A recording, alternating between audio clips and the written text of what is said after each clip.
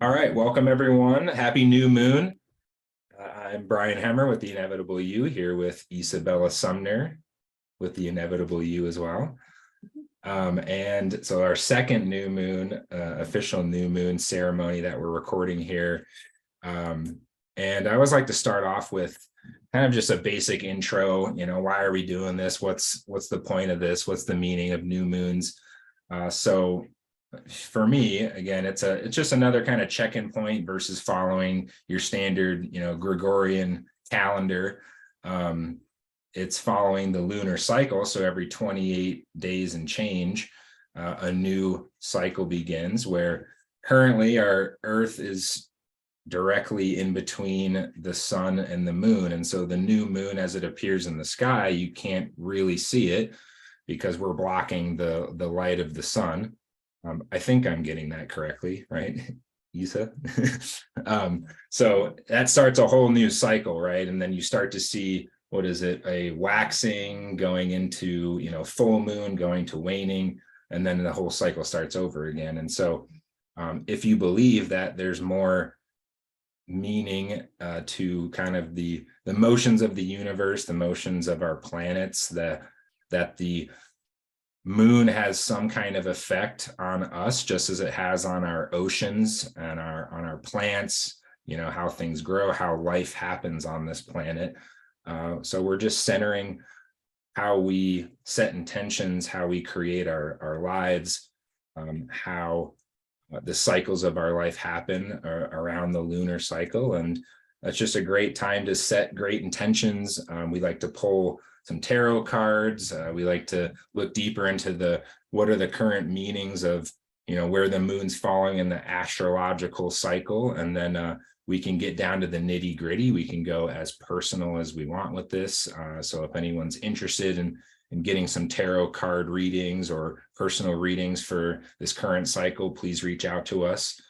But again, new moons are generally awesome for reevaluating, seeing what was the last cycle like, what's the new cycle going to bring, and what do we want to create in our lives. So that's my kind of 101 on it. Anything you'd add to that, Isa? Nope, I think you hit it right on the head. Cool. Well, yeah, I'll turn it over to you. What do we have? What's the forecast for this lunar cycle? Oh boy, man, oh man. Well, as we know, as you were just explaining, there's definitely a embodiment that comes from just the ebbs and flows that were created day over day, and then how it links more intentionally back into our growth cycle here. So in the last few weeks, we've had a lot of big changes. One of them was about 10 days ago, another powerful eclipse that included the planet Uranus, which is a powerful planet of liberation, freedom. It's really about like that self-identity, that self-expression, and really what you're presenting to the world. So basically just another huge transit. And I think with Jupiter and then with Uranus, there's just this like cosmic wake up to change, to grow, whether you are maybe ready for it or not. Which then leads us into, after that intense energy of an eclipse, there's really this like sense, I think, to really push forward, to want to go, to want to grow. And then it almost creates some types and senses of anxiety, frustrations. And it's really just about pausing, taking a nice breath, kind of decompressing, allowing yourself to reground back in. Because our Taurus energy is really going to teach us about being present, about taking joy from the simple pleasures in life, and trying not to rush, right? We currently live in a very fast society as it is. It's fast fashion, it's social media, it's, hey, how are you? I'm good, great, cool. How are you? Good, cool, awesome. And it's not the intentional moment for us to just pause and really allow space. So this new moon leads off of what we discussed a lot with the Aries new moon, which was about that foundational growth. And now it's asking us to really think about the seeds that you planted in the last new moon, what has come to fruition, what felt really good, what felt kind of icky. And then what are you going to use to then take it in? So this new moon is really here to help you know your worth, to be a little bit more in your feminine energy of receiving and making yourself a vibrational match to what you want. And then allowing it to flow rather than always fighting to struggle with your fight in life. It's where you anchor. It's where you really put in the want to make it a reality. And it really begins with a seed around the trust, the openness, the allowance of your receiving, and just giving space for everything to come into time. The only other thing that's really to note is we do have a big shift happening, and right, Brian said it, take it as you want, take it as you will. There's going to be certain levels to which you're like, cool, I love what you've said. And then now I maybe start getting into more of the stuff where you're like, okay, lost me a little bit. We just see that Mars is going into Leo tomorrow, which if you know anything about Leos, Brian, they are very big personalities. They have this want to be king of the pride. They come with big force and in a really great way. So this big shift in line with the Taurus is asking you to pause, asking you really to take the confidence and the self-belief to go after what you want, because the seeds that you've planted, you have to have trust in them. With that in mind, you're now then discussing how you actually have Jupiter moving into Taurus, where it's going to stay for the next year. And that really just is going to give you the time, right? This is all about pausing, reflecting, and instead of this cycle necessarily ending in the next moon cycle period, you actually have more time because Jupiter is going to stay centered and forced so that your energies can work. You can start to really look at the month over month, the day over the day, and the ability to just expand and grow and have a lot of more depth and connection to what you're really trying to build into your life right now. Awesome. Love it. Yeah, that's right in line with what I was kind of reading about. Thought it was interesting. One article called this moon, because it's in Venus, or Taurus is ruled by Venus, the warrior goddess moon.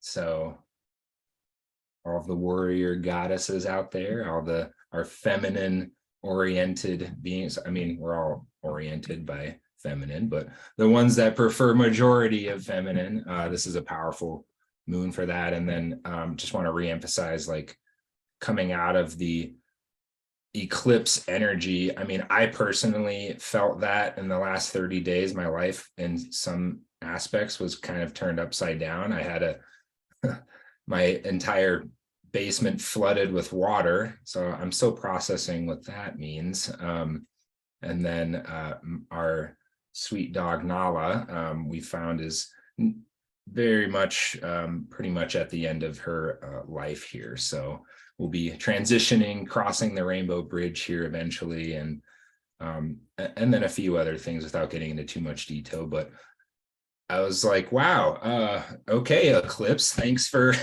like, I was wondering what is this going to bring for me? And yeah, it kind of turned some things upside down. And so now it's really thinking about, where can I find some comfort, some stability, you know, some what's the word I'm looking for? Grounding. Stabilization, I guess, grounding, yeah, all those things. And so I just want to reemphasize that. I think that could be true for a lot of folks out there listening, and you know, just a time to center, you know, get back to reintegrate or integrate some of the new things that may have come up in the last 28 days or so. So yeah, appreciate that.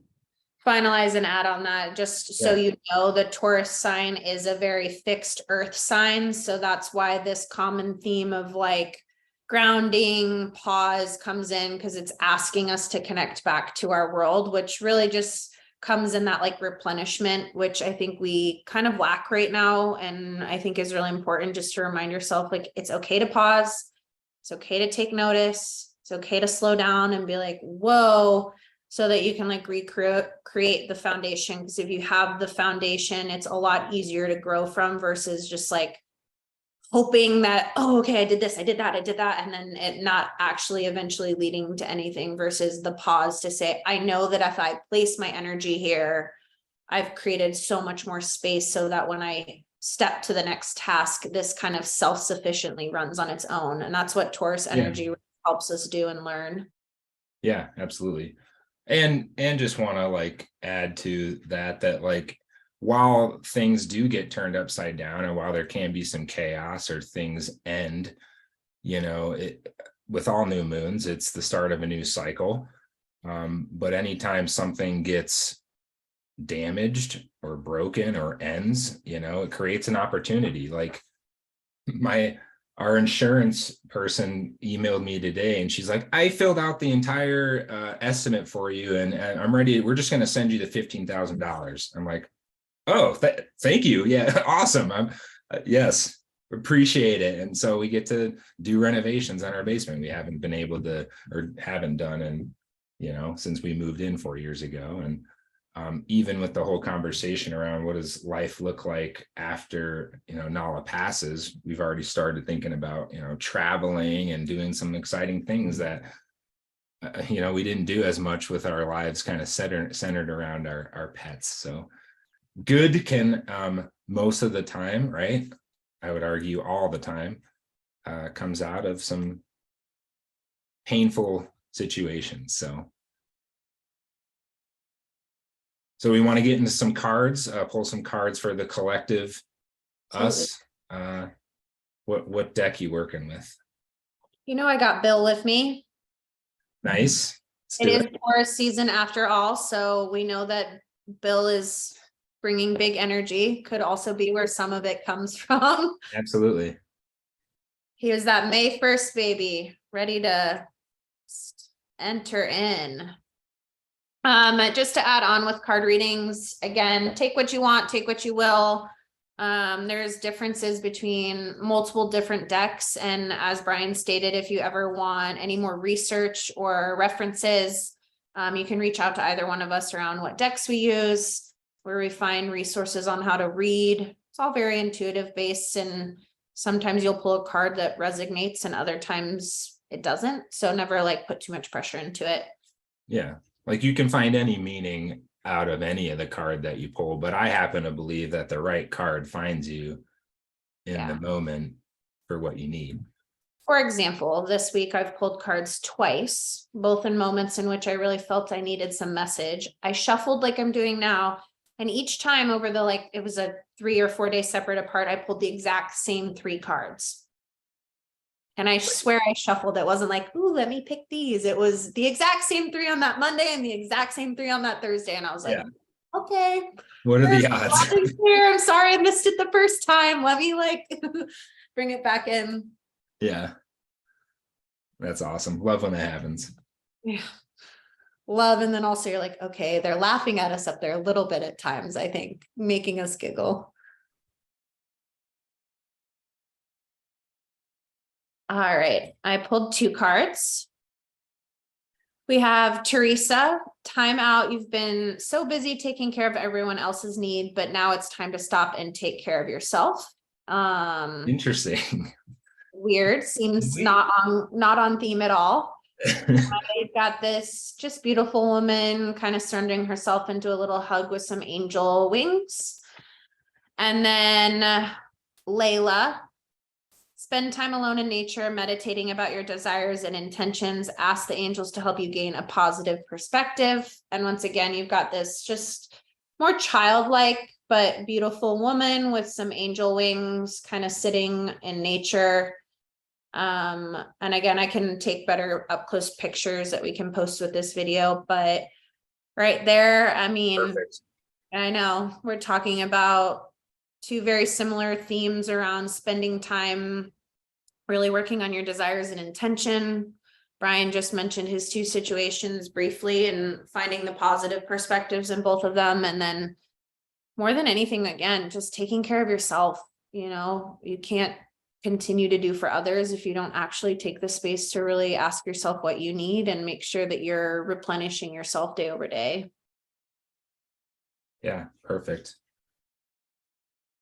I don't think there's probably not any other cards in that deck that would fit better for this theme. So I'll pull one. I'm doing a different deck than we've done before, Indigo Angel.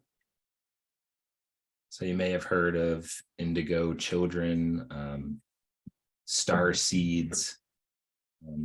This deck is oriented, I think. So Doreen Virtue, who I think, right, she did the Messages from Angels deck, very well-known oracle card maker. I think she created this one with her son, if I'm not mistaken, but yeah, see what they have to say.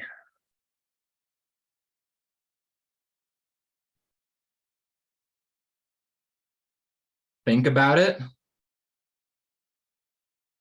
Let's see what that has to say. So we've got a light white and beige kind of coloring, someone in contemplation, angel wings on the back. Think about it.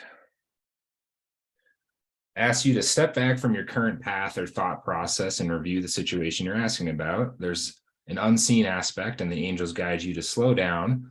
Weird. So you can move forward with the whole picture in sight. This card can also be cautionary if you were about to make a radical change impulsively. While it may still be the best path, this card asks you to look into the alternatives first. You're exquisitely sensitive to energy, and our mission is to heal and transform negative energy into positive. However, there's always a better way to do so. This card asks you to research your options for making the healthful changes that are part of your indigo mission. Again, doesn't apply at all. Yeah, never cease to amaze. Similar things, right? Connected to the first two that Isa pulled here, that I think what I'm feeling like as I read through all these and just after these readings is coming out of this kind of chaotic time, or maybe where there's some big shifts that happen from the eclipse to integrate some of these things, or, you know, ground yourself again, take the time. Is this the right change, or how do I change a negative thing into a positive thing? You know, what can I take from this to, you know, move forward in my life? So awesome. Love it. The one last thing I'll just add, if you're wanting to further a little bit more, I know in our last one, we did a little more of our intention writing because it was very important for that Aries new moon. This one, a couple of things you can do. Setting intentions every new moon is always wonderful, especially around like how you'll feel grounded, what you want to see come from a space of allowance. Making a vision board, it's a great time. Taurus again craves that like fixation, so to have a constant viewpoint is really great. Yoga is encouraged during this time. Candles, anything that has to do with like Venus or Aphrodite, so just finding that continued sense of love, so creating an altar. It's a great time to really work on clearing your heart chakra and just working on heart healing. It falls online with the Venus. And then we're just finding like self-indulgence. So as we saw in those cards, like a bath, a walk, time in water, whatever is that fills your cup to feel like you're getting self-nurtured is just really great to help you find the grounding connection point to this new moon, so that you can walk away with a little bit of the intention setting with it. Yeah, love it. Agreed. Yeah, some of the questions I wrote down was, you know, what was shaken up during this time? You know, what could benefit from some grounding, stabilization? What brings comfort and support? So right along those same lines. So yeah, tailoring your intentions around that.